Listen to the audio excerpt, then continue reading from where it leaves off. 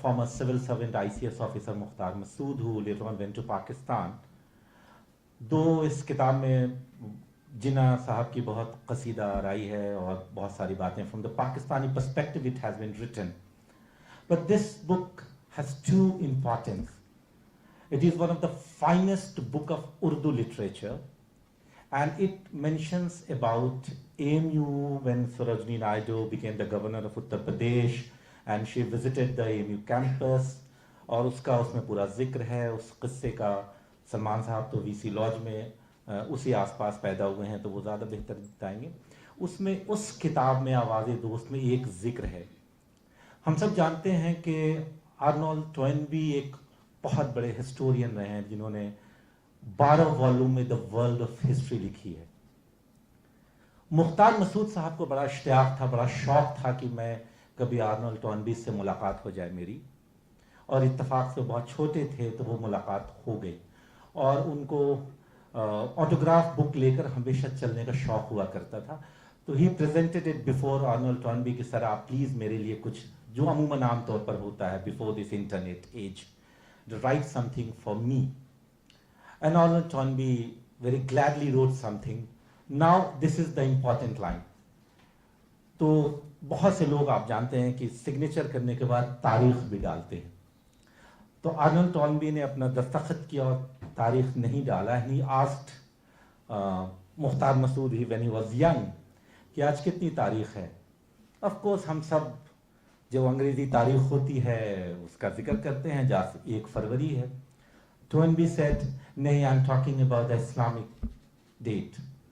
And Mukhtar Masood को नहीं पता था. देन टॉयनबी सेड जो कौमें अपनी तारीख याद नहीं रखती हैं वो कौमें ज्यादा दिन तारीख में बनी नहीं रहती हैं.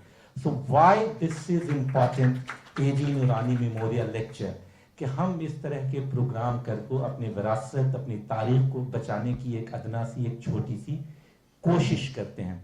But when we decided to have this, the greatest challenge was to have a speaker of that stature, and we are so happy that we got Dushyant Dave ji. Shamama ने इतनी बारी जिक्र कर दिया कि मैं कुछ नहीं कहूंगा, बट मैं सिर्फ एक जुमला कहूंगा.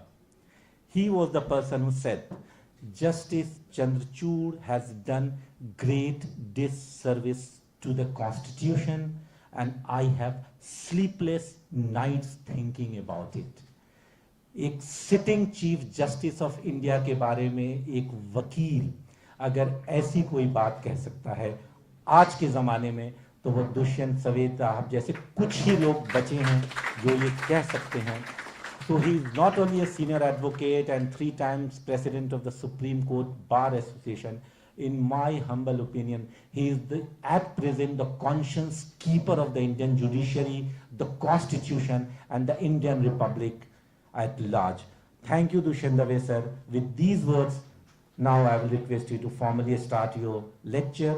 अमूमन एजी मेमोरियल लेक्चर्स में सवाल जवाब नहीं होते हैं, but we may break the tradition with the permission of the chair. After he finishes his talk, I would be very happy if you'd come out with some questions and he would be gladly answering. Thank you, sir. Thank you very much.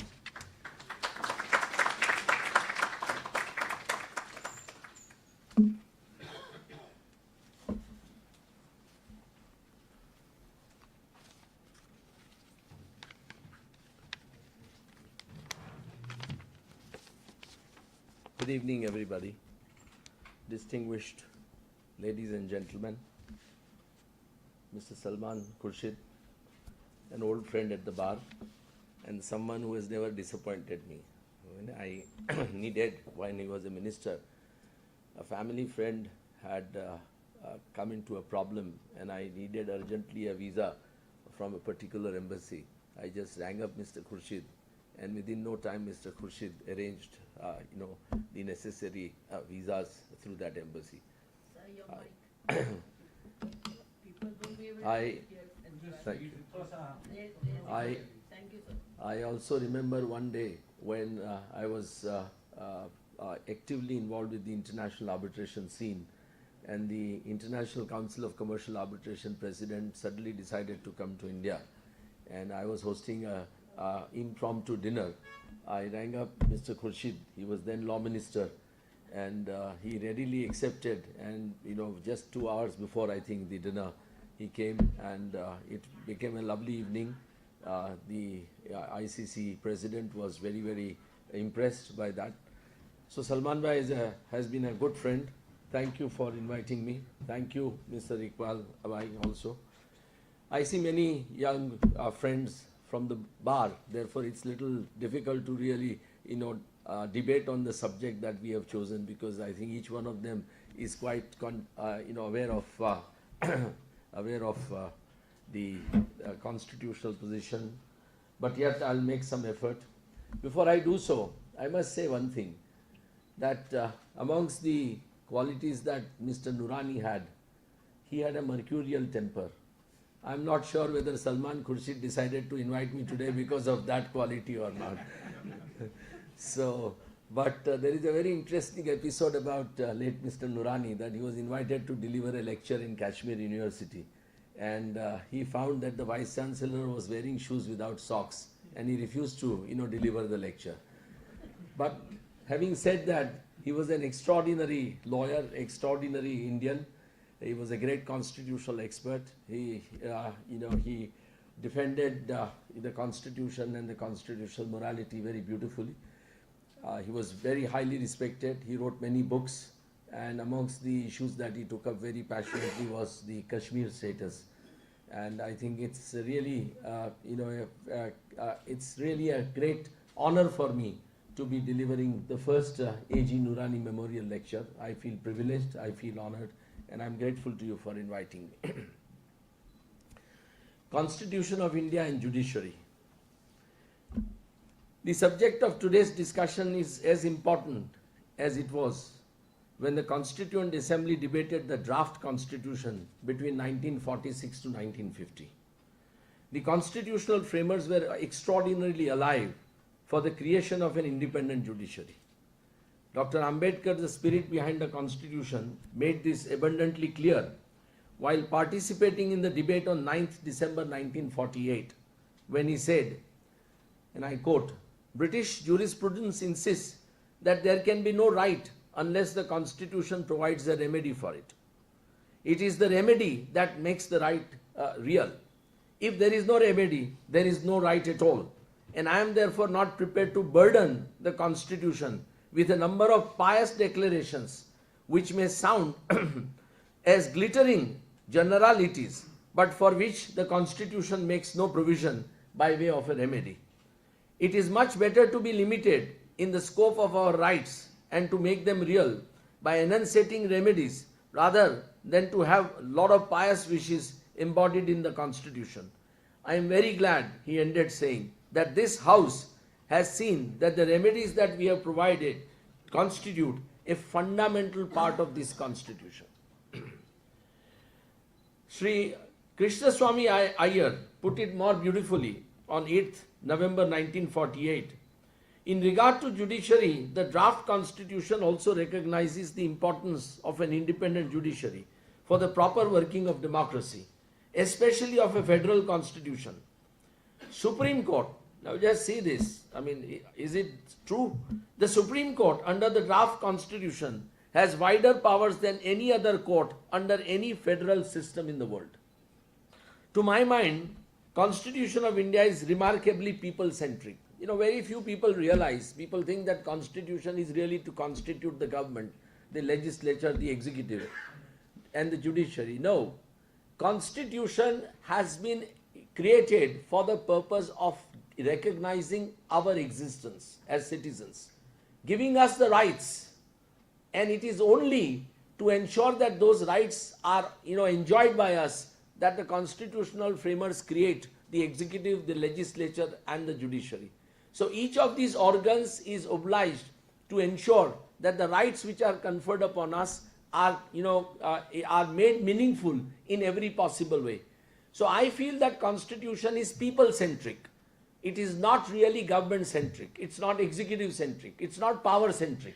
That's something which, those in power, including Mr. Salman Khurshid, should understand, that it is for us and us alone and not for them. The preamble itself connotes We, the people of India, having solemnly resolved to constitute India into a sovereign, socialist, secular, democratic republic, goes on to secure to us, all citizens, justice, social, economic and political, liberty of thought, expression, belief, faith and worship, more important in today's times, equality of status and opportunity, and to promote fraternity among all, assuring the dignity of an individual with unity and integrity of nation. Fraternity is part of the preamble of the Constitution. It's one of the most fundamental, objectives of the Constitution, something which is completely forgotten today by both, unfortunately, those in power and I think by most citizens. Preamble thus lays down the fundamental principles or objectives underlying the Constitution, and it is therefore the basic structure of the Constitution. These principles are then given life in various parts of the Constitution in the form of rights, be it as constitutional or fundamental rights. Part 3, originally called Rights of Freedom by Sardar Vallabhbhai Patel Committee. He titled it Rights of Freedom. It was then subsequently changed by Dr. Ambedkar to be Fundamental Rights. Rights of Freedom by Sardar Vallabhbhai Patel Committee, which was the committee which really went into, contains fundamental rights including right to equality, Articles 14 to 18, right to freedom, Articles 19 to 22, right against exploitation, Articles 23 and 24, right to freedom of religion, Articles 25 and 26, and cultural and educational rights, Articles 29 and 30. But to ensure that these rights are sufficiently secured for citizens, the constitutional framers included in this very chapter right to constitutional remedies under Articles 32 to 35 and created Article 32, which guarantees right to move the Supreme Court for the enforcement of fundamental rights as a guarantee and empowers the Supreme Court to issue directions, orders or writs as described therein for enforcement of any of the rights of Part 3. Subarticle 4 provides that the rights guaranteed by this article shall not be suspended except as otherwise provided by the Constitution. So these are, constitutional framers therefore were not only gave us the rights, but also added to them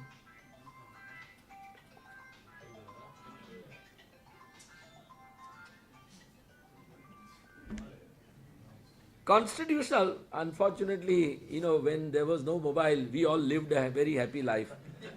Today, it has taken away our peace of mind completely. I mean, you go to a cremation, people are talking on phone. You go to a prayer meeting, people are talking on phone. It's such an insult to you and a departed soul. We have lost our bearings. We've lost our bearings. Constitutional framers, therefore, not only gave fundamental rights to all citizens, but added to them a fundamental right for constitutional remedy to move the Supreme Court for its enforcements. This shows an extraordinary foresight and wisdom on the part of Ambedkar and his colleagues. No wonder, while debating this article on 9th of December 1948, Dr. Ambedkar himself said, "If I was asked to name any particular article in this Constitution as the most important, an article without which the Constitution would be a nullity, I could not refer to any other article except this one. It is the very soul of the Constitution and the very heart of it, and I am glad that the House has realized its importance." He also said, for instance, if a man is arrested without filing a suit or a proceeding against the officer who arrests him, he can file a petition to the court for setting him at liberty. In a proceeding of this kind, where application is for a prerogative writ, all that the court can do is to ascertain whether the arrest is in accordance with law. The court at this stage will not entertain the question whether the law under which person is arrested is a good law or a bad law. All that the court can inquire in a habeas corpus proceeding is whether the arrest is lawful, and will not enter into the question, at least that's the practice of the court, of merits of the law. Now this is very important. Today, unfortunately, if people move Supreme Court, even in habeas corpus petitions, Supreme Court directs citizens to go to high courts. This is not what was intended by Ambedkar and his colleagues. And unfortunately, this very principle the very fundamental right, because putting Article 32 in Part 3 was an extraordinary piece of draftsmanship, because they knew that if these rights have to be honored, if these rights have to be protected, people must have a remedy. When the original draft of the Constitution came to Dr. Ambedkar, I remember, which was drafted by I forget the gentleman, the South Indian gentleman, whom RSS now says, no, B.N. Rao. RSS now claims that he was the spirit behind the arbitration, about the Constitution, which is incorrect. It was a draft, and thousands of cuts have been made in that draft. But Ambedkar said on the first day when he was asked to speak by the chair, he said that this draft does give the rights, but doesn't give the remedy. And he says, therefore, it is really worthless to give rights to citizens unless there is a remedy. So 32 is an extraordinary piece of, wisdom on their part to give us that freedom, a fundamental right to move the Supreme Court. And we have to really knock sense into the minds of the Supreme Court that you have to help, you have to intervene, you have to protect us. And Supreme Court said so. In one of the earliest decisions of 7-judge bench of the Supreme Court has said that we have a duty to intervene. We cannot refuse to intervene if the court is moved for violation of fundamental rights, especially illegal arrests. But that's forgotten over last 7 decades. I don't know, for some reason or the other. The debate on 9th December provides not just lively discussion, but also apprehensions and anxiety that the framers had in their mind for future of India. Durgabai therefore said, G. Durgabai was a Madras member, "Sir, the right to move the Supreme Court by appropriate proceedings for enforcement of a person's right is a very valuable right that is guaranteed under this Constitution." Reverend Jerome D'Souza put it brilliantly. Again, a member, "Sir, it's because we all believe, and that is the implication of this chapter of fundamental rights, that the man has certain rights that are inalienable, that cannot be questioned by any humanly constituted legislative authority, that these fundamental rights are framed in a manner and a sanction and a protection given to them by this provision for appeal to Supreme Court."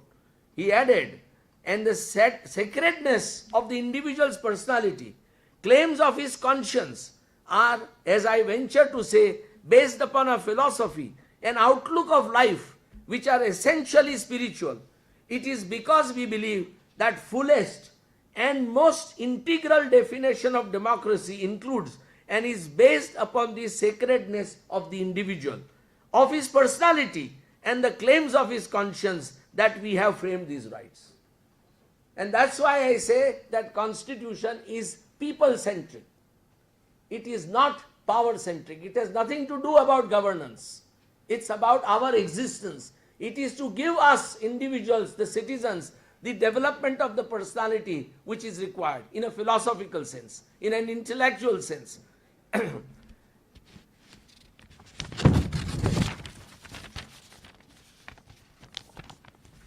Somebody asked Mr. D'Souza that what do you mean by these rights? I mean, you're all worthless. This is all part of the debate. He answers this very beautifully.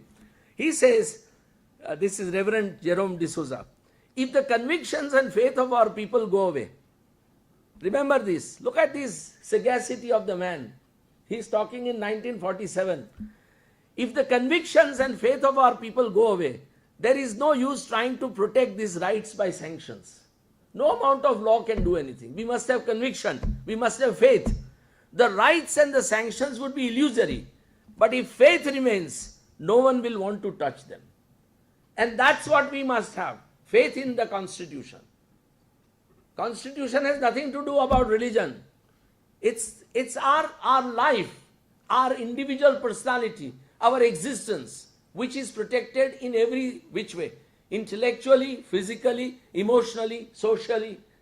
Now that's what he says. To my mind, the faith that he refers to is the Constitution and constitutional morality. If we, I believe, if we are steadfast in maintaining that faith, the rights are guaranteed under the Constitution will always remain sacrosanct. Sri Pokar Sahib Bahadur, one of the leading Muslim members of the assembly from Madras, he was amazing. Look at what he says. I must say that the recent behavior of certain provincial governments, now this is in 1947-48, I must say that recent behavior of certain provincial governments have taught us that it is very necessary to take careful measures to see that they are not allowed to behave in the manner they have behaved. I am referring to the way in which sacred rights and liberties of the persons are being dealt with by certain provincial governments under the cloak of powers that are said to possess. Very often, sir, it has become fashion with these provincial governments to say, well, some sort of emergency has arisen, and therefore, in public interest, we shall utilize the powers conferred by the Public Safety Act. Precisely what's happening today. And we shall have to curtail the liberties of so many people and put them in jail. He therefore expressed the hope. I would say that one principle which we have to bear in mind and we should always keep in view in framing this constitution is that ministries may come and ministries may go, but the judicial administration must go on unaffected by the vicissitudes in the lives of these ministries and changes in the government. It is more to preserve their own power, the power of the particular party or the clique in power, that these measures are resorted to rather than for public purpose. Such a state of affairs should never be allowed to be tolerated. Now look at the warning. These were all men and women who were extraordinary Indians, because they were born out of independent struggle.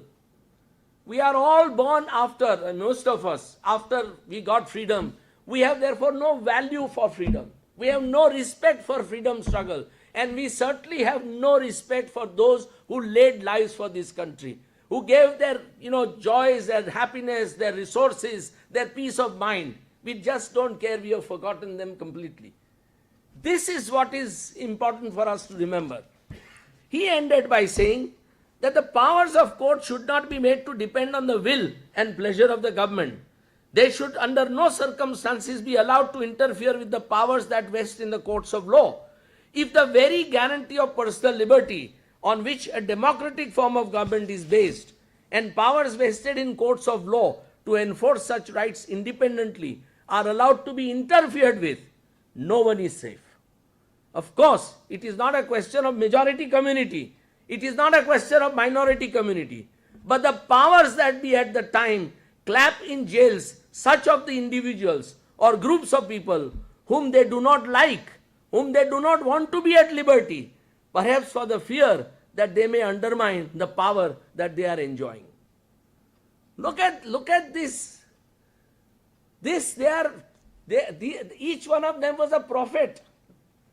Each one was a prophet who knew what India is going to be in 2025, in 50 or 70 years. We have completely lost our understanding of freedom, our respect for freedom, and our protection for freedoms. Everybody is responsible. It's not just the institutions, the executive, the legislature, or the judiciary. But we as citizens have also perhaps forgotten what freedom means. And that's why we are not willing to stand up and clamor for that freedom, which was envisaged by constitutional framers when they worked hard to give this document to us. We just don't care. Interestingly, referring to the right to freedom of religion in Article 25 and 26, Professor Shibanlal Saxena on the very day said, now this is, just see, I personally feel that the majority has gone to the farthest extent in this matter. Look at this. These are very important words, and especially for the community to understand. This is Professor Saxena. I personally feel that majority has gone to the farthest in the extent in this matter. And minority committee was chaired by Sardar Vallabhbhai Patel. It's very important for us to remember. I may also point out one thing. The Fundamental Rights Committee was appointed before the partition took place. In fact, these rights were written in this form before the partition had taken place. Yet we have not changed them. I am not letting out a secret. Now just see this. This is important to remember and remind those in power today. I am not letting out a secret when I say that our great leader Sardar Patel told us, kindly do not interfere with these rights, religious and cultural, because they form part of an agreement arrived at before the partition. Now have we ever stressed on this? Have we ever reminded those in power that this is what your Sardar, whose statue you have created at a cost of 3,500 crores of rupees, told this country? This is what is important. Yet we have not changed these rights because our leader has told us not to interfere with them. I think the real guarantee of the minority is the goodwill of the majority. And he therefore hoped that we would be able to create a nation based on the ideals of Mahatma Gandhi to have in our country a real secular state. Professor N.G. Ranga, another very, outspoken member of the Constituent Assembly, expressed the fear that there is a worldwide conflict today. This is talking about in 47, 48. There is worldwide conflict today between two great ideologies. There is totalitarianism on one side, and on the other hand, there is democracy. In this conflict, we have to decide what we are going to do. These fundamental rights can come to be exercised only by that society and those individuals who have a due respect for the law, who have due respect for the fundamental rights of other people among with themselves, and who therefore are prepared to behave themselves with a due sense of responsibility and restraint. Whenever such conditions are not obtained, he said, and whenever these groups and parties who organize and make it their business to destroy the state and to try and capture the state, certainly it would not be possible for any state or society to respect these fundamental rights. That is the first prerequisite for the exercise of these fundamental rights. He therefore expressed apprehension. Another thing is not the Supreme Court which is going to ensure the exercise of these fundamental rights to individuals or groups, as much as individuals and groups' own capacity to stand up on its own fundamental rights and make necessary sacrifice. Don't look at the judiciary. Stand up and remind the nation that these are basic, inalienable human values. Let us not steer away from them. This is what he therefore advocated satyagraha in a non-violent Gandhian fashion and called it a safeguard for citizens' fundamental rights. He therefore lamented that a state which is not prepared to restrain its own unorganized or disorganized majorities who believe in inflicting private punishment upon various people, whether they are organized or not, such a state does not deserve to exist. It is also quite possible that when an organized majority is functioning through the state and begins to misbehave in this fashion, Supreme Court might be set at naught, as it happened in Nazi Germany and fascist Italy. While he did say that satyagraha need not be enshrined in the Constitution as a fundamental right, it can only be enshrined in our hearts, in the capacity of people to sacrifice. He said, if ever any group or individual were to try to establish totalitarianism in this country, especially to establish a totalitarian state, then it will be the sacred duty of the Supreme Court, as well as that of President of Republic of this country, to see that this constitution is maintained at all costs and these fundamental rights are not allowed to be exercised by those people or groups in such a way as to jeopardize our society. Now look at this. Each one of them was men and women of extraordinary caliber. Every day I read Constituent Assembly debates. They run into thousands of pages.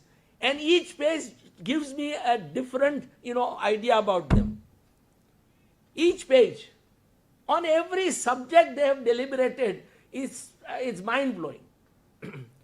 Ambedkar allayed these fears by saying, Ambedkar stands up after hearing them, that even proclamation of emergency, only rights under Article 13, which is now Article 19, can be suspended, and that all other articles and rights guaranteed in Part 3 will remain intact, and that none of them would be affected, which means liberty and life cannot be taken away, which means that right to move Supreme Court cannot be trifled with, even in an emergency. That's what Ambedkar said. Constitutional framers therefore gave us Article 226 in addition and empowered the high courts to issue writs, orders or directions for enforcement of not only fundamental rights but some. So they said that if any such order is made, if any such clause, this Article 13, to say that this is void. This is not a defensive mechanism. This is, to my mind, an offensive mechanism. It's a shield against every unconstitutional order which tries to take away our rights. So they were so. It also declares that the existing laws which were inconsistent with fundamental rights chapter were void. This is an amazing provision and a deeming fiction created by constitutional makers. It's a shield to preserve fundamental rights against every governmental action. The court has necessarily an obligation, therefore, the Supreme Court, to accept this position, and no actual declaration from the court is required that any action is void. The Constitution thus strives to make our judiciary independent of the executive and empowers it with sufficient powers to protect fundamental and constitutional rights.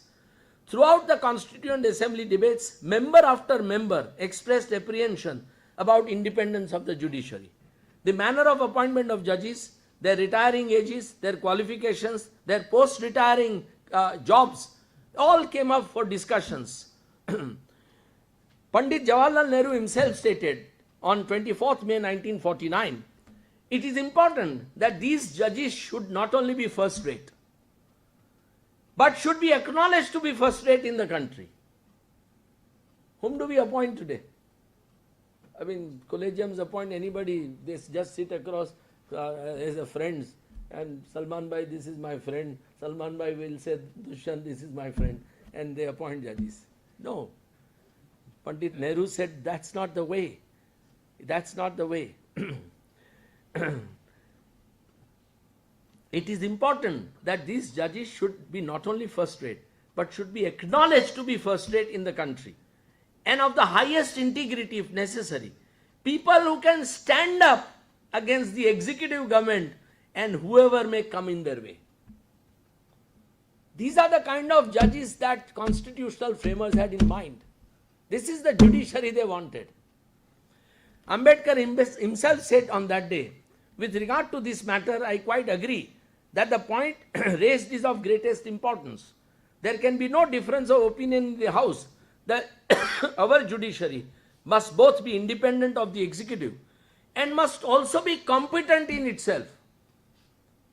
The draft article therefore steers middle course. It does not make President the supreme and absolute authority in matter of making appointments. It does not also import influence of legislature. The provision of the article is consultation. So he went for the middle path to ensure that the appointments of Supreme Court and High Courts were made as unfortunately by this so-called judgment in the second judge's case. And this is precisely what Ambedkar had used the word. I will see this. I think to allow the Chief Justice practically a veto upon the appointment of judges is really to transfer the authority to the Chief Justice, which we are not prepared to vest in the President or the government of the day. I therefore think that this is a dangerous proposition. And this is precisely what the Supreme Court did when they constituted so-called collegium headed by Chief Justice to make the appointments. They really have adopted the dangerous proposition that Ambedkar wanted to expressly avoid. And we didn't say a word about it. Everybody said, oh, independence of judiciary, this.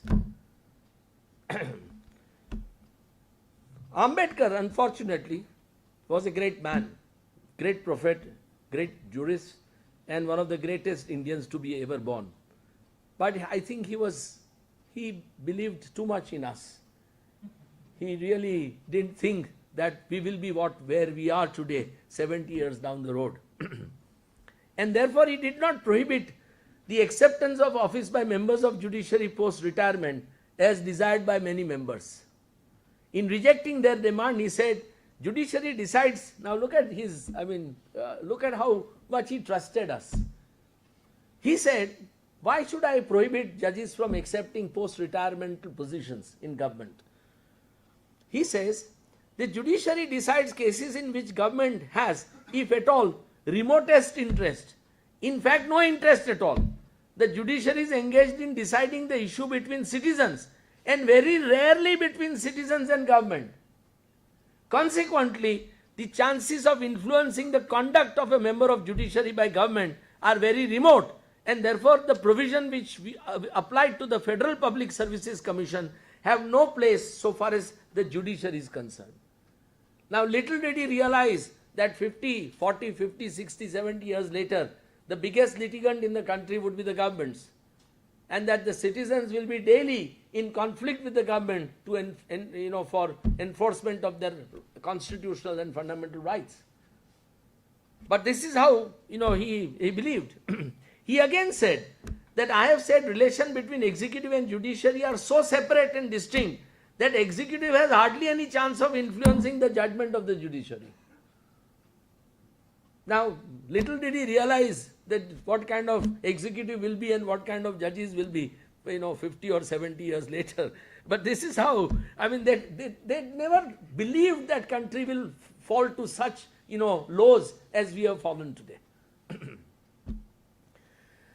Today, the biggest litigant is government, as I said. Professor K.T. Shah, while discussing this is again a very separation of judiciary from the executive was a subject that they wanted to debate. Ambedkar put it in directive principles of the state policy, didn't put it as a fundamental objective. Article 40A, 40. And now Article 40A, Professor K.T. Shah wanted to add. He wanted to say that there shall be complete separation of powers as between principal organs of state, legislature, executive and judiciary. Professor K.T. Shah said, why do I need it? For one thing, sir, if you maintain complete independence of all three, you will secure a measure of independence between judiciary, for example, and the executive, or between judiciary and legislature. This, in my view, is of the highest importance in maintaining liberty of the subject, the civil liberties and rule of law. If there was a contact between judiciary and legislature, for instance, if it was possible to interchange between highest judicial officers and membership of the legislature, then I am afraid the interpretation of law will be guided much more by party influence than by intrinsic merits of each case. So Rajya Sabha seats to retired judges, precisely what they were worried about. Professor K.T. Shah, a very leading person, he was an advisor to the Kashmir government in those days. He further said, if contact or connection is maintained between judiciary and executive organs of the state, there is also possibility of undue influence, of misleading, of misdirecting, misinfluencing those who are appointed to interpret the constitution, those who are appointed to be guardians of civil liberties, those who have to administer justice. He was aware that in the environment in which we live today, he said, in the tradition in which our judicial system has been evolved, I am afraid justice is a very costly luxury, thanks to us. And what has evolved with time is most costly and most wasteful, most extravagant system of legal advice and legal assistance by professional lawyers, which only those who have undergone protected litigation know how costly it is, how confusing and how prohibitive it is to ordinary mortals. So even in those days, they were worried about the role of the lawyers. And I must say that, I feel, honestly, I don't know how my very dear friends here from the bar feel, but I must confess that we as lawyers have failed miserably, both on an individual basis and collectively as bar associations, or even the statutory bar bodies like the Bar Council of India. Now this is exactly, He feared, but for the possibility of transition from high judicial office to an equally high or sonorous executive office, so long would your judiciary be open to suspicion, so long your administration of justice was suffered by personal privileges, personal ambitions, so long therefore you will not be able to maintain your civil liberties to the degree and manner of purity that is highly desirable. Sibal Lal Saxena once again remarked, in this regard I have heard the most eminent authorities in the assembly to say, today high courts are not independent. He is saying then. Just imagine, today high courts are not independent. They are influenced by political consequences of their actions. I hope in future our Supreme Court will be free from these influences and that they will do what is necessary and observe the principles inherent in this constitution. This is what they feared. Ambedkar merely retorted by saying on 10 December 1948, there is no dispute whatever that executive should be separated from judiciary, but did not accept the amendments which were proposed by Shah and Saxena. True, Article 39A today, which is Article 50 in the Constitution, has been incorporated as a directive principle. But Dr. Ambedkar said that we deliberately did not make it a matter of fundamental principle, because if we had made it a matter of fundamental principle, it would have become absolutely obligatory, instantaneously on passing of Constitution, to bring about separation of judiciary and executive. In fact, original draft had provided 3 years period, which also Dr. Ambedkar removed. He said that it's not necessary to do it in 3 years. So this remains now a directive principles as to how judiciary should be, separate from the executive. Loknath Mishra, one of the other members from Orissa, went to say, therefore the mere separation of judiciary from executive will not serve our purpose. We require something more. He suggested, looking at the state of affairs and the legal profession as it was, therefore I say, unless the professions of law and medicine become a state business, you cannot have proper administration of justice, either for rights or for health and diseases. So this is what, so why did Constituent Assembly debate so much on independence of judiciary? And why did it empower High Courts, Supreme Court, those powers and duties to enforce them? Why did it make the subordinate judiciary under the control of the High Court? That is because throughout the debates on fundamental rights, members after members expressed apprehensions about the affairs of the state prevailing then, and that will prevail in future. Professor K.T. Shah again on 1st December 48 said, the liberty of person, look at this, how these people must have been, I don't know what they were made of. The liberty of the person, ever since the consciousness of civil liberties has come upon the people, has been the main battleground of autocrats and those fighting against them. In no single instance, other than this, has the power of autocracy wanted to assert itself against the just claims of the individuals to be respected in regard to his personal freedom. The liberty of the person to fight against any arbitrary arrest, detention, without due process has been the basis of English constitutional growth and also French constitution that was born after revolution. The autocrat, now he says, the autocrat, the despot, has always wished, whenever he was bankrupt of any other argument. So it doesn't matter, unemployment, poverty, gap between rich and poor, but all that is not important. So when you become bankrupt of any other argument, just to shut up those who do not agree with him. It was therefore that any time the slightest difference of opinion was expressed, the slightest inconvenience or embarrassment was likely to be caused by an individual, the only course open to those who wanted to exercise autocratic power was to imprison or arrest or detain such a person without charge or trial. This is the fears that these people have expressed for us. We have never cared to see that. We have never cared to see. We never, we have a democracy. It's, I think, it's only in form. Ambedkar had said very categorically, if there is a landslide, we will retain democracy in form, but we will lose it in fact. Exactly what happened when Mrs. Gandhi was in power during emergency, exactly what's happening now. We are having a democracy in form, not in fact. And they were afraid. Mehboob Ali Beg Sahib Bahadur, another member, said, it's only in German constitution that we find restrictions, such as those contained in Article 19, sub-articles 2 to 6. These members wanted these rights to be unconditional. They didn't want this power that state can bring a law and impose reasonable restrictions to enjoy constitutional rights under Article 19. So this Mehboob Ali Beg Sahib Bahadur says that these are found only in German constitution. It is only in German constitution that fundamental rights were subject to provisions of law that may be made by legislature. That means that the citizens could enjoy only those rights which legislature would give them, would permit them to enjoy from time to time. That cuts at the very root of fundamental rights, and fundamental rights cease to be fundamental. So you have today all kinds of laws, all kinds of orders which are passed in the garb of powers under sub-articles 2 to 6. Be it on freedom of speech, be it on right to do business, be it on right to residency, be it in right to move from one place to another. On every one of those rights, curtailments are imposed. But he said that then these rights are useless. I dare say, sir, you know the result.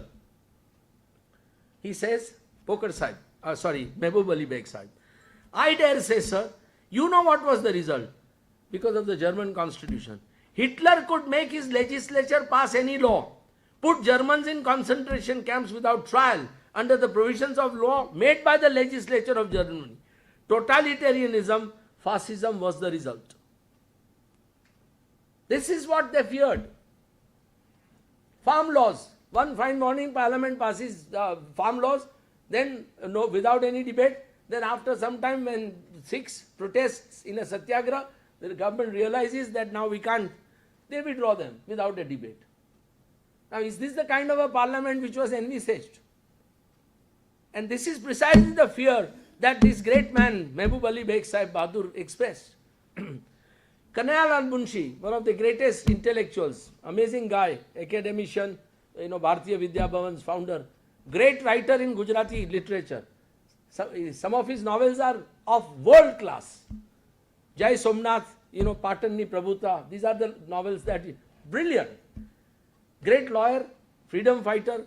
Kanayalal Munshi says, but the public opinion has changed considerably since then, and now that we have a democratic government, a line must be drawn between criticism of government, which should be welcome, and incitement, which would undermine the security or order on which civilized life is based, or which is calculated to overthrow the government. Now see his next sentence. As a matter of fact, the essence of democracy is criticism of government.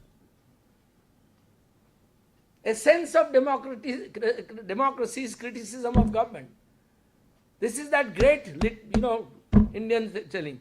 Sardar Hukam Singh again objected and said that if other countries like US have placed full confidence in judiciary and their long experience they have found that confidence was not misplaced, why should we not depend on similar guardians to protect individual liberties and the state interest instead of hedging around the freedoms by so many exceptions and exemptions under the subclauses?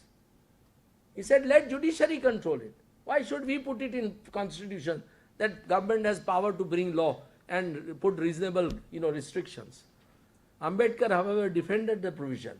Now, his defense is important, which unfortunately has been singularly missed in our jurisprudence. Ambedkar defended the provisions, saying, now fundamental article is Article 8, which is now Article 13. I said it's void. Is Article 8, which specifically without any kind of reservation says that any existing law which is inconsistent with fundamental rights as enacted in this part of Constitution is void. That is a fundamental proposition. Therefore, drafting committee felt that they have laid down in Article 8 the full and complete proposition that any existing law, insofar as it is inconsistent with fundamental rights, will stand abrogated. He therefore felt that only reasonable restrictions were permissible and existing law was saved only to a limited extent and only if it is not in conflict with fundamental rights. Now our courts have justified every kind of legislations. every kind of executive orders without really understanding that even if it is remotely violative of our fundamental rights, then it is void. You don't need, you have to understand, Constitution declares it to be void. I don't need a certificate from Supreme Court. Constitution says it is void. Constitution of India is to empower the people and to make individual personalities to grow without any hindrance in a civilized manner and in a civilized state. State is secondary. State is secondary under the Constitution and subservient to us, the citizens. It is not primary. We are the primary characters. The state has been prohibited from interfering with individuals' rights so as to allow individuals to grow in a philosophical or spiritual manner in mind and body. Individual has freedoms which are sacrosanct and necessary for that growth. The entire scheme of the Constitution providing for creation of governments at the federal and state levels, its functionaries, legislature, the parliament, state legislatures, judiciary, election commission, CAG, etc., are all created and do exist with those limitations. They are there to serve us. They are not there to enjoy their powers or exert their powers. They must exercise the powers in such a way on a daily basis that our rights are enjoyed by us to the fullest. That's the purpose of the Constitution. Judiciary is therefore the arbiter and interpreter of Constitution and its guarantees. Time and again, Supreme Court has declared itself to be the ultimate protector of fundamental rights, calling itself sentinel on the qui vive, the ultimate guardian of rule of law. I don't know why these fancy words are used by Supreme Court, because I feel, being a lawyer for 46 years, that Supreme Court has hardly protected fundamental rights of citizens. It's not just ADM Jabalpur. Every day you see in our courts ADM Jabalpurs. So it even went to the extent of saying in 50s that writ under Article 32 must be entertained because Supreme Court just does not have power, but also duty to entertain. Yet over last 7 decades, judiciary has indeed been unable to protect fundamental rights of citizens in letter and spirit. There is therefore serious erosion of constitutional values and principles enshrined in the preamble, and dilution and many a times negation of fundamental rights. Constitutional framers wanted it to be strong, independent, even while expressing fears that it may lose its independence. But the Constitution has not failed. Constitution is sacrosanct. Sadly, the people who were called upon to administer it have failed. This was the apprehension expressed by Chairman of Constituent Assembly, Dr. Rajendra Prasad, who became our first president, as also Dr. B.R. Ambedkar. Both said that Constitution will fail not because the document is faulty. It will fail because man has become vile. That's why it will fail. As feared by Dr. Ambedkar, however, we too have failed, as we have not mustered sufficient strength to stand up and follow the ideals of Mahatma Gandhi and carry forward Satyagraha, as recognized by Professor N.G. Ranga, in a non-violent manner.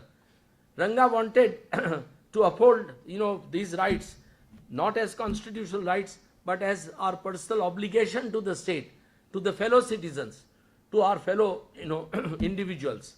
Let us hope and trust that future has in store a better India with a strong democracy and complete and truthful enforcement of fundamental and constitutional rights, so that every citizen is able to develop his personality fully, spiritually, physically, mentally, and morally. Thank you very, very much. Thank you so much.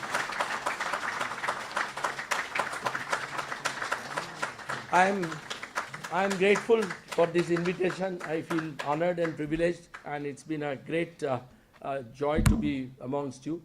And I do hope and trust that you will be able to carry this message forward. There is a very strong duty cast on the lawyers, young lawyers, and I do hope, I've been constantly arguing with my friends at the bar, that young lawyers must stand up, because unless they stand up, we will not be able to really enjoy what constitutional framers So we must remember their sacrifices and continue our satyagrahas. Thank you very, very much.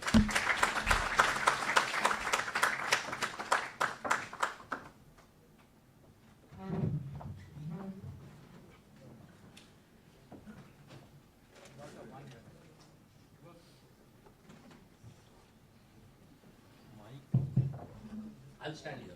That's no problem.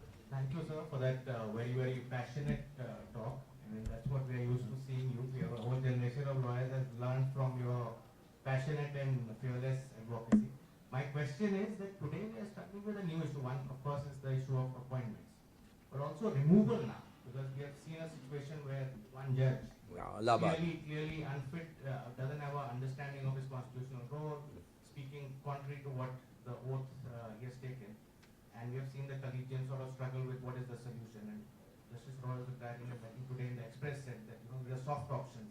We really don't have a credible option. So, and the political system of impeachment is foreclosed because of the political situation at the time. So I just wanted to get your views on when you have such an obvious case of judicial misconduct, what else can be done and how do you foresee what can be effectively done in these kind of cases? See, I mean, I would agree that the Constitution, unfortunately, provides a mechanism which is extremely cumbersome and virtually impossible to really achieve the result. Therefore, the only thing that a good Chief Justice would do, as was done by Chief Justice Venkat Chalaya, would take away the judicial work from the concerned judge. And that is something which Chief Justice and the Collegium have to, advise the Chief Justice of the concerned High Court to do. There is no other way we can deal with this situation, unfortunately. But of course, continued criticism of the conduct of the judge is also something which should take place, and that perhaps would bring some kind of moral pressure on the judge in a right way, in a respectful way, in a constitutional way, to impress upon the judge why is it that why did Sardar Patel wanted the minority community to have these rights, and why constitutional framers never wanted this country to be a Hindu Rashtra. They wanted it to be a secular nation. And secularism is not only because Mrs. Gandhi added the word secular in the preamble. If you go through the thread of the Constitution, article after article refers to the secular philosophy. And the debates really provide a clear-cut idea that each one of the members wanted, nobody really wanted it otherwise. So I have not even seen people like Shyama Prasad Mukherjee or Pandit Madan Mohan Malviya during the Constituent Assembly debate arguing to the contrary. So, I mean, it was virtually, and minority report was by Sardar Patel. He says it was unanimously done. So that has to be impressed upon the people and the judge concerned that what you are saying is completely, contrary to the constitutional ethos and morality. A common man is waiting for the justice, and there are dates after dates, waiting for 10 years, 15 years. And what is the responsibility of the judiciary? Why there is no time limit? And how long a common man can go on waiting? 10 years, 15 years, 20 years, and still no justice. Yes, I agree. What is the way out? There is no way out as the matters stand today. See, the per capita population of judges is one of the lowest in India in the world. We need to increase the strength of the judges, one. We need to increase the infrastructure of the judicial system, that's the second. Now these two things the executive would not want, because the executive is not interested in giving judiciary more space, because that curtails their own space. But having said that, I think what is really, I mean, I don't mean any disrespect to us, but I think our own character has come down very badly. And therefore it is well nigh impossible. I'm sure when you went to school, you found teachers who were extraordinary. Today to find those extraordinary teachers is virtually impossible.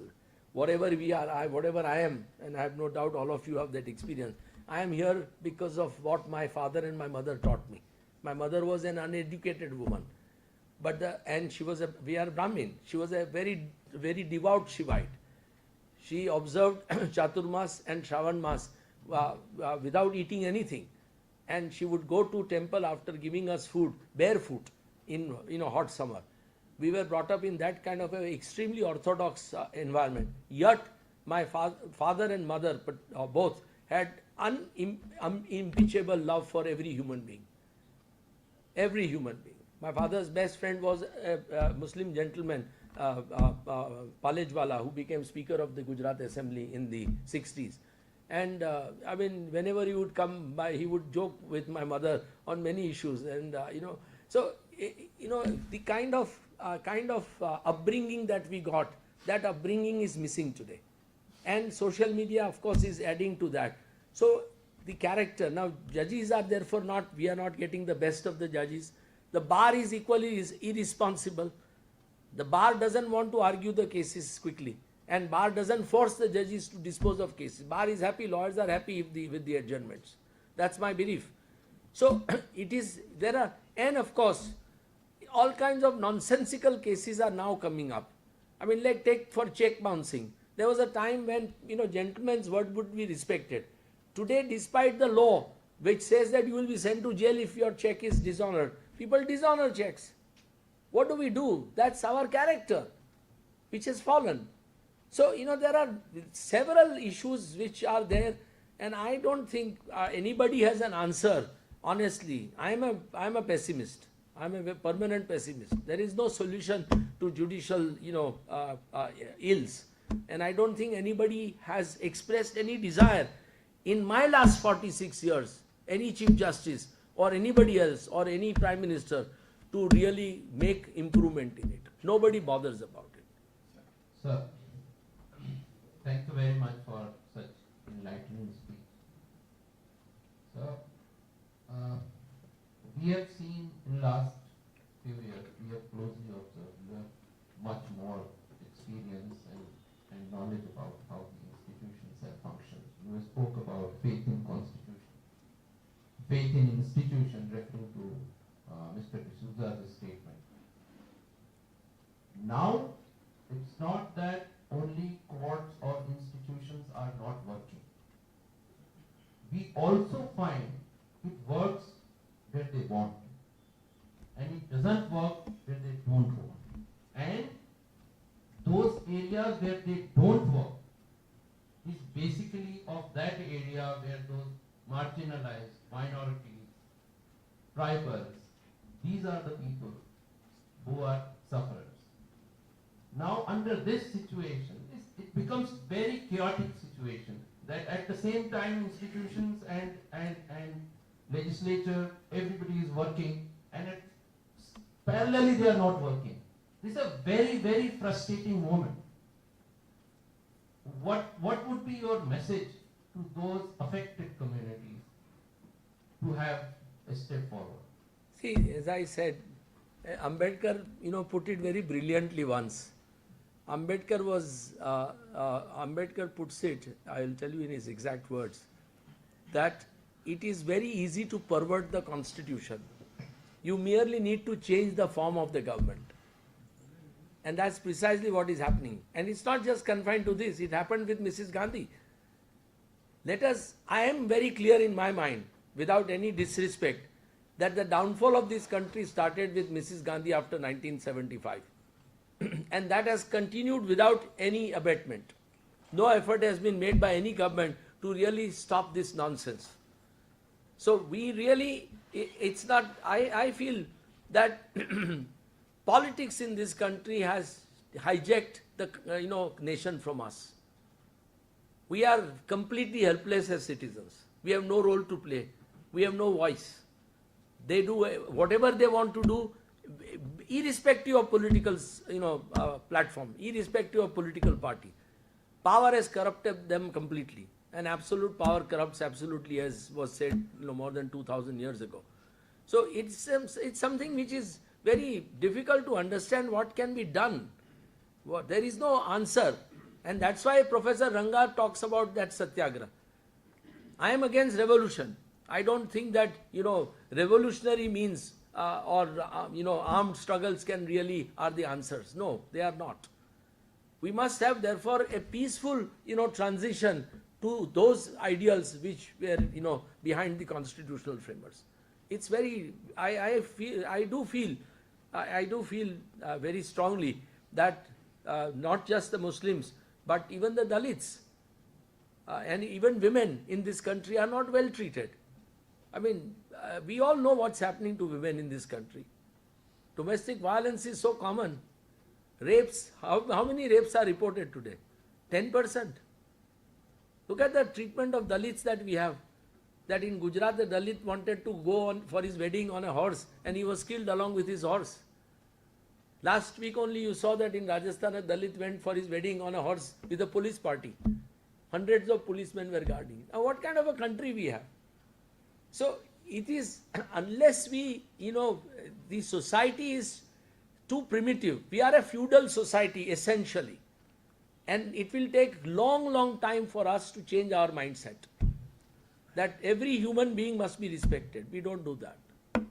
I don't know. We need a Gandhi, we need maybe Aurobindo, we need Vivekanand. I don't know. We need some great human being to be born.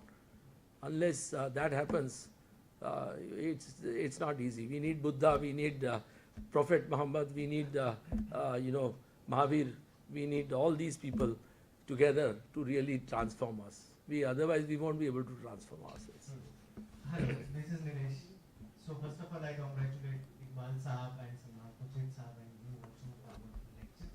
My question is about yesterday I was sitting with an MP who happened to be a JPC member of Waqf Board B, and he was saying that this bill will not stand in the Supreme Court as Article 25 doesn't permit such kind of amendment. I want to know your opinion on it. See, I have not seen the bill, so I really won't be able to give you an opinion. But I am very clear, and that's why I read that statement of Sardar Patel, quoted by someone, that these rights are really very crucial. They were not given, in haste and without any deeper thought by the constitutional framers. They wanted the identity of the minorities to be protected, and therefore their culture to be protected, their faith to be protected, their right to religion to be protected, their practices to be protected, their cultural and religious places to be protected. But we are seeing that there are, consistent attacks on them, which is bound to happen. It's happened throughout centuries. It's not just happening now. I'm sure it happened during the Islamic period in India, and it's now happening in the most modern, parts of the world. Look at Hungary. Orban is completely far right. America, what we are experiencing in last few days is something shocking. I mean, for a president to say that the accident that took place, that aircraft, is because colored people are admitted into the administration. I mean, what more shocking things than... So, these are the challenges. I would say, my feeling is that, and this is where, unfortunately, the opposition is not able to, rise. You should never criticize what is happening frontally.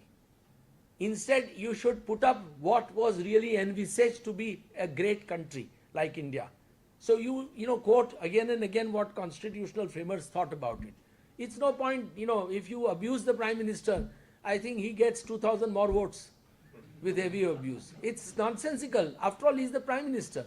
I may disagree with him, but I must respect my Prime Minister. I can't, abuse him as, or the President, that, you can't say things like that she is, what did Sonia ji said? Something very, yeah, you don't make even those remarks in, jest. Everybody must be respected. I should respect you and you should respect me in return. We have no right to, be personal with each other. But we have a right to say that, your question is not a proper question. It's a different thing.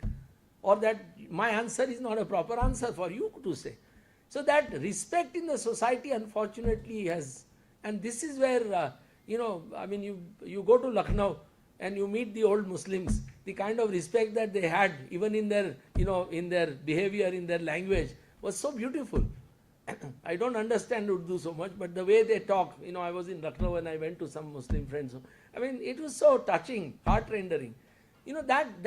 That tehzeeb, what do you call tehzeeb? That's missing in society. We have to bring that back. We have to bring that back. Good evening, sir. Thank you so much for such a I'm in my very first year of law, studying at the Faculty of Law, Delhi University. And what I have noticed, like till my very second semester, our family law teachers who are deeply sexist and Islamophobic, Todd's teachers who are doing their PhD in Manusmriti and saying how Indian jurisprudence and jurisprudence itself should be derived from Manusmriti and not from other jurisprudence around like the world. And I see many of my friends and classmates not being happy with this behavior, yet at the same time not opposing this either, because they think that the moment that they will oppose it, their careers, their like academic life, everything will go down the drain. So how to combat that here? I'll give you a very easy answer. For 7 years of my college, I never went into classroom. So my mind was never, nobody could abuse my mind. But no, you have to attend the classroom and you must sit there and listen to them, hear from here and take it out from here. That's okay. And one of the biggest challenges that India is facing today is saffronization of education system. We are seeing that. But it is not difficult to counter. You have to, as I said, you have to have your faith, as Reverend D'Souza said. If you keep that faith, there is nothing which can come in the way of your learning. I mean, that's all right. That's also part of it. Maybe, you will also get some idea of Manusmriti. Fair enough. But you don't believe in that Manusmriti. You just hear it and you know as a matter of knowledge, but not as a matter of imbibing into your value system. So don't worry about it. Ignore it. So I would like to thank for this nice lecture on this evening, and I am thankful to Salman Saab and Iqbal Saab. My suggestion is that this lecture should be published in a proceeding under the aegis of Islamic Cultural Center, under your guidance, because it is a very good lecture, and we should start such type of lectures so that the message should go among the masses. The only solution is that we have to create awareness. This is one point for the publication of your lecture here in a proceeding. And second one, that some cell may be created here in Islamic Center to spread the knowledge about Constitution of India. Because our students, our villagers, our other friends, they don't know much and they are not aware about Constitution. So what contribution can be done through this Islamic Center to spread the knowledge about Constitution, to save the Constitution or to preserve the Constitution of India? So there should be a cell here under the guidance. Yes. So these are some of the points, because you have touched various points here regarding the preservation of Constitution, freedom fighters, and we should have a biography of the freedom fighters here under this Islamic Center. So many freedom fighters, they have laid down their lives. So we can do a lot of work in this area. Salman Saab and Iqbal Saab after. See, best is, I'll give you one thing. this argument about conversion, for example, even at the height of Mughal Empire, the population of Muslims did not increase 20% in India. And as far as I know, in the 1930, the first census was done by the British. In that also, the population was, at that time, it went up to 24%. So it is during the British period that it increased from 20 to 24%. So, but there is a disinformation going on that the population, so, there are many things which can be countered, but the community has to have people who are, who can communicate. If people don't communicate and people, just remain silent, then of course, whoever has a louder voice will be heard. It's very simple as that. Unless you stand up and speak about it, and nobody, these are facts. These are facts. And I have no doubt that Iqbal Saab and all will perhaps. The biggest problem of India is that Constitution is not taught in schools. If it was taught in schools in the right way, every child will be a responsible child. Today we are completely irresponsible. See the way we drive on the roads. You may be waiting at a red light for 10 minutes. waiting for the light to come. Suddenly some Johnny will come from back, put his car in front of you or a scooter in front of you, and he will want to just go. I mean, your neighbor will throw his, dirt towards your side. It's very common. I mean, we are, I'm sorry to say, we are a lawless nation. There is no rule of law. If anybody thinks that India has rule of law, then he is sadly mistaken. There is no rule of law. It's only the...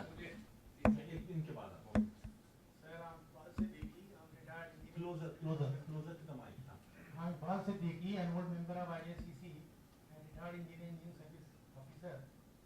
In my about 40 years of career in government, I have seen many High Court and Supreme Court judgments from human perspective. I want to know your views on Nyayapal, on the pattern of Lokpal, to have further remedy beyond Supreme Court. By we the people. Peaceful satyagraha, like Anna Hazare did and see the rest is history. Yeah. No, people Thank you. will, I think it's only the time that will be the best solution. It's only time that will perhaps improve the situation.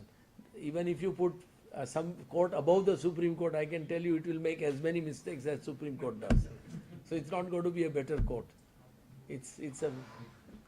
मैं मामला चाहता हूँ तो उर्दू क्योंकि पाबंदी नहीं लगी है तो मैं बोल सकता हूँ। नहीं कोई पाबंदी नहीं, सवाल कभी कोई बैरियर होती भी नहीं है। दूसरा मैं माजरत इसलिए चाहता था कि मैं दुष्यंत दवे साहब से सवाल करने की जरूरत मैं कर नहीं सकता कि मैं कानूनदा नहीं हूँ और इस मौजू से मुताल्लिक मैं बात नहीं करने जा रहा हूँ, लेकिन नूरानी साहब के ताल्लुक से बात की है। एक मैसेज मेरे पास था, इसलिए मैंने ये जहमत आपको दी है कि हम ये बहुत अच्छा है कि नूरानी साहब पे हम लेक्चर्स कर रहे हैं और इतने एलिगेंट लेक्चर्स जो हमारी मालूमात में इजाफा मुस्तकिल करते हैं। हालांकि हम आज भी क्रिटिक है कंप्यूटर ऑफ इंडिया के, लेकिन बहुत अहम चीजें आपने बताई हैं। लेकिन नूरानी साहब के इस लेक्चर सीरीज के साथ एक बहुत बड़ा असासा नूरानी साहब ने अपनी जाती लाइब्रेरी के तौर पर छोड़ा है और अगर उसको बचाने की कोशिश हमने नहीं की तो हमें बर्बाद करने वालों को कसूरवार ठहराने का कोई हक नहीं। इसलिए मेरी सेक्टर के सदर साहब तशरीफ फरमा है, आप तशरीफ फरमाए। मेरी ये दरख्वास्त है कि लीगली और लॉफुल तरीके से बहुत बड़ा कीमती माजी और तारीख का सरमाया छोड़ा है उन्होंने, तो मुफ्त में अवेलेबल है। अगर सेंटर किसी सूरत, मुझे इफ्तिखार गिलानी साहब ने ऑनलाइन भी कहा था इससे पहले बहुत सीनियर जर्नलिस्ट ने, अभी इस्तांबुल में भी उन्होंने मुझे इस पर लंबी गुफ्तगू की।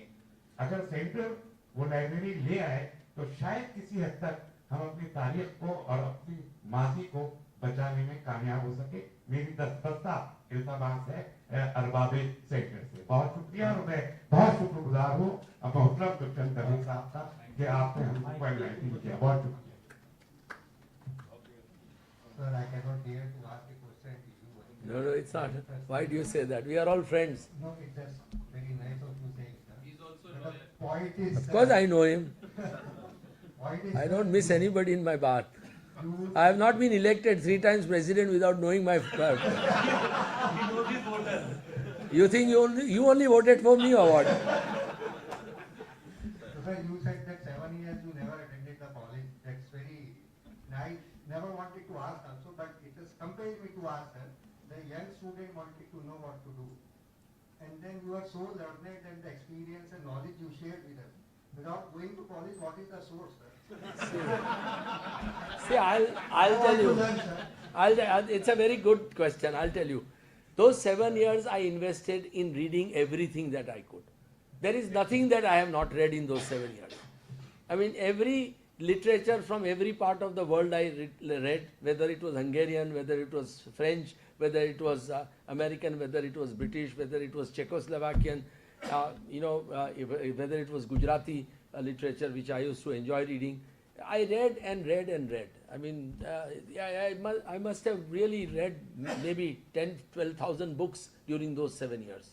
And I still continue to read. There is not a week. I feel that you don't get educated only by attending classes. Even today I would go to Bari and Sons every week and would pick up 2 books. Every week, one a fiction and one a non-fiction. And I will read them throughout the week. throughout the week. I'm right now reading Arun Shori's book on Savarkar. It's a brilliant book, absolutely outstanding. So, it's just the joy of reading. I read 4 newspapers a day. I read every magazine that I can lay my hands on. So, it's just the reading. And I read Constituent Assembly debates. I read history a lot. Bharatiya Vidya Bhavan has a publication of, India's history, slightly slanted. But it's perhaps one of the best compilation in about 10 volumes, right from the Vedic period to independence struggle. And when you read them, especially independence struggle, you realize that how wrong people are criticizing Gandhi for partition.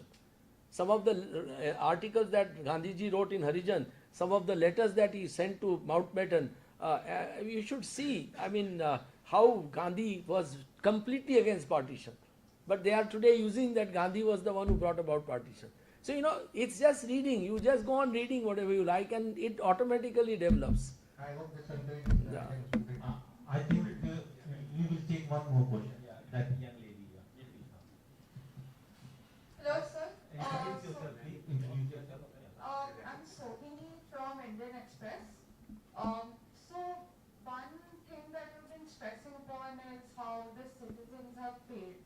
Now, in the past couple of, around a decade, we have seen that whenever citizens on an individual capacity have tried to raise their voice, they have been penalized or criminalized for that.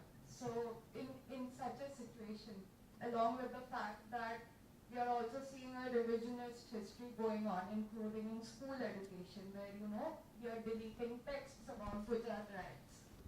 So how do we then reconcile all this and move forward? I mean, the idea that you're talking about emphasizing on the constitutional framers' idea of what India was. How do we drive that in?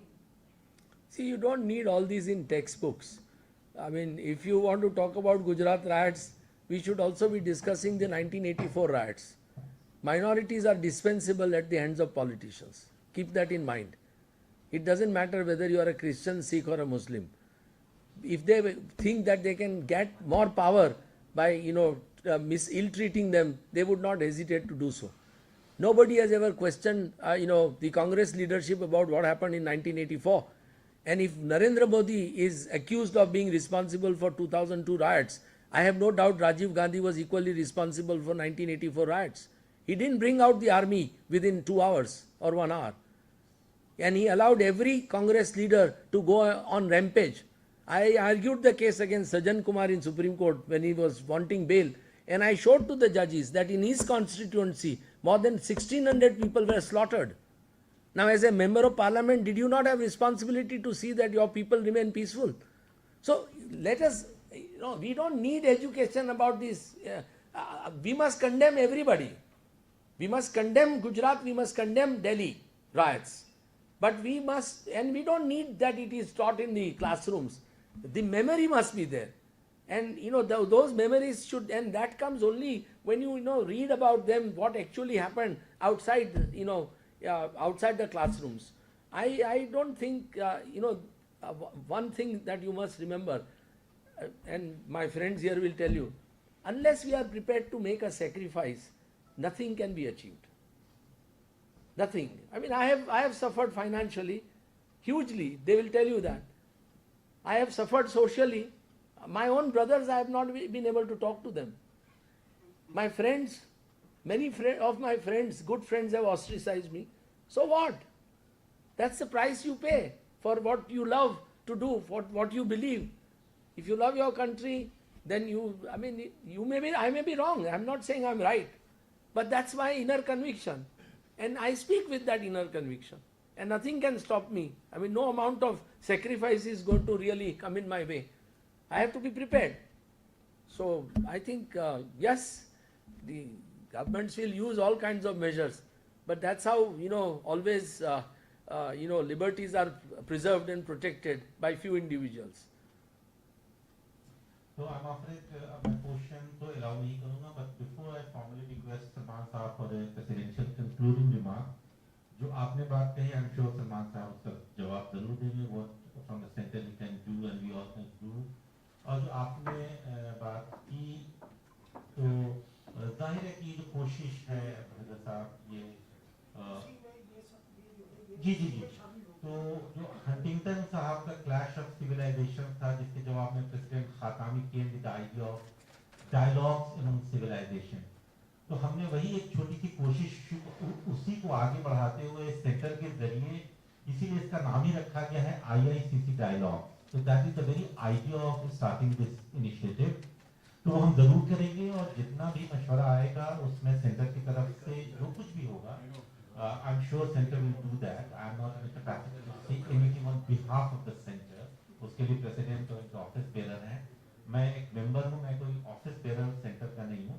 लेकिन जो कुछ भी बेहतरी होगी, आई am sure कि सलमान साहब इधर thorough Democrat, thorough intellectual हैं, तो वो जरूर आप सब लोगों की, बट इसके लिए सबसे जरूरी है कि हमारी जो कोई कोशिश है उसमें आपकी शमूलियत कितनी है. अगर आप इसी तरह से हमारे प्रोग्राम्स में आते रहेंगे, हमारी हिम्मत बढ़ती रहेगी, तो जाहिर है कि हम लोग भी आपके बिहाफ में सदर साहब से गुजारिश करेंगे कि हम कुछ और अच्छी चीजें करें. मैंने अपने इनिशियल रिमार्क्स में कहा था जब फर्स्ट लेक्चर हुआ था, this place is known for good quality Mughlai food, but we want to make it a food for thought as well. तो ये हमारी एक कोशिश है कि इस जगह को हम food for thought भी बनाएं, but that won't, we will be succeeding unless and until you fully cooperate with us. आप यकीन जानिए, मैंने कम से कम 5,000 लोगों को WhatsApp पे दोबारा भेजा होगा, and after doing 5,000 bar we could manage roughly 90 or 80. 100%. So happy that this hall is full. It's a capacity of 85 people. लेकिन 85 लोगों को बुलाने के लिए अगर मुझे 5,000 लोगों को 5-5 बार WhatsApp करना पड़ रहा, तो आप मेरा घर भी है, मेरी नौकरी भी है, बीवी भी एक है, 2 बच्चियां भी हैं, नौकरी भी, बॉस की भी गालियां सुननी पड़ती है, उसमें भी अगर मुझे 5,000 बार WhatsApp करना पड़ता है, तो खुदा के लिए please come, please come, please come. Sir आते ही पहला सवाल उन्होंने पूछा, यार कोई आएगा भी कि नहीं. It was the first question, कोई आएगा कि नहीं. तो एक प्रोग्राम कराना, हम लोग बहुत शुक्रगुजार हैं सदर साहब का कि उन्होंने ये जगह और चाय फराहम की हमें, लेकिन उस प्रोग्राम को करा लेना कितना मुश्किल काम है वो हम जैसे ऑर्गेनाइजर से आप पूछें और शमामा जैसे. बट विद ड्यू रिस्पेक्ट सदर साहब, माइनर प्रेसिडेंशियल रिमार्क. आपकी इजाजत हो से जो आप प्रोग्राम की बात कह रहे हैं, अगर रात का खाना होता तो प्रोग्राम और बेहतर होगा. लेकिन क्योंकि इतना ये बहुत कामयाब जलसा हुआ है और क्योंकि तहजीब की बात आ गई और ज़बान की बात आ गई, तो अगर आप इजाज़त दें कि मैं अपना प्रेसिडेंशियल प्रेरोगेटिव इस्तेमाल करते हुए जेड के फैज़ान साहब से कहूँगा कि आपका शुक्रिया. तहजीब, ये तहजीब का तकाजा है, तहजीब का तकाजा. आइए प्लीज आइए. अब सदर ने कह दिया तो बस आ जाइए प्लीज.